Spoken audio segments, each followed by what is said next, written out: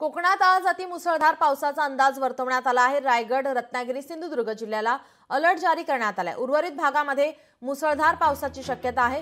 राज्यात मागील 2 दिवसांपासून पावसाचा जोर वाढला असताना कोकणातील रायगड, रत्नागिरी, सिंधुदुर्ग जिल्ह्यात बुधवारी अतिमुसळधार पावसाचा अंदाज व्यक्त करण्यात आलाय। तर उर्वरित भागात मुसळधार पावसाची शक्यता वर्तवण्यात आली आहे। संपूर्ण राज्यात गेल्या आठवड्यात पावसाने उघडीप दिली होती, परंतु मागील 2 दिवसांपासून पुन्हा पाऊस सक्रिय झालेला पाहायला मिळतोय। मुंबई शहर तसेच उपनगरातही सोमवारपासून पाऊस पडतोय।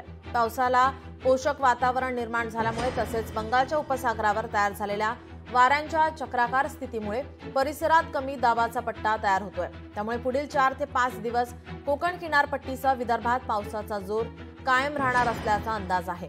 याचबरोबर मराठवाड्यातील काही भागात मेघगर्जनेसह पावसाची शक्यता आहे।